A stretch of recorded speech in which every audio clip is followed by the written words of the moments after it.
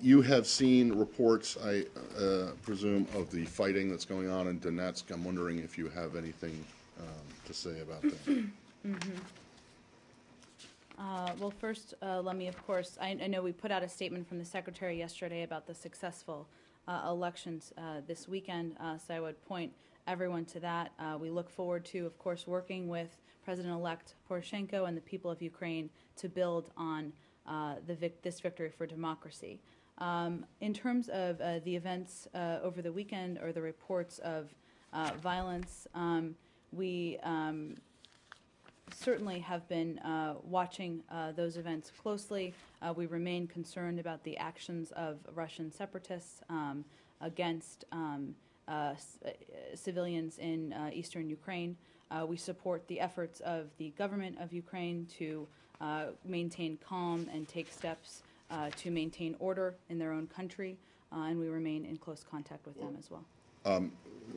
So you believe that this violence is the responsibility entirely of pro-Russian separatists? Is that, I mean, do you have any words of caution or advice of restraint to the Ukrainian government? Well, certainly to all parties, but I would remind you, and obviously there are a range of reports out there about events that have happened over the course of the past couple of days. There are some involving the airport. Right. There are some involving the fact that a special monitoring mission is missing. So there are a range of different reports, and I guess I could speak to all of those. But my point I was making is that the Ukrainian government and the Ukrainian authorities have every right to certainly take steps to maintain calm and order where they see fit. Right, but you don't have any concerns about whether they are acting, that they're going too far? You don't have any concern that do you believe that everything the Ukrainian authorities have done to this point in trying to maintain law and order has been reasonable? Well, if we have concerns, we will express them. But certainly, as of this moment, you don't have any concerns? I am not expressing a concern about the events over the course of the weekend. No. In terms of the Ukrainian authorities, no. Okay, so in the view of the State Department view of the administration is that what is happening on the ground in the east right now in Donetsk and other places where there are clashes, where there's fighting, that is all the fault of the separatists?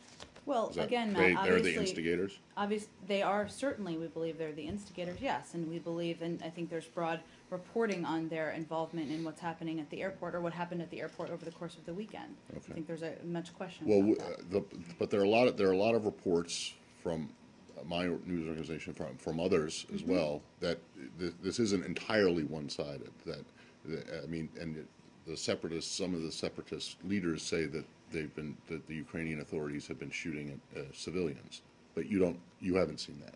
Well, if we have concerns, we'll express them, but that's not where we're at this moment. All right, and then do you have go ahead. on the OSCE monitors, do you have anything more to say about that? We don't have a new update, unfortunately. For all of you, the OSCE reports that it has lost contact, lost contact Monday evening with one of its special monitoring mission teams in the Donetsk region. The 4-person team was last heard from as they approached a separatist checkpoint near the city of Torez. We condemn this abduction and call for Russia to use its influence with the militants to secure the team's immediate release.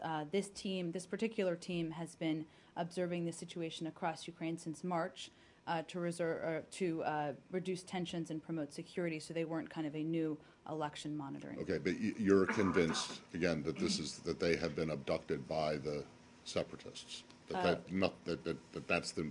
I mean, do you know that for certain, or is that just the most plausible explanation? That is the most plausible explanation, yes, ma'am. Is there any, staying on Ukraine, is there any evidence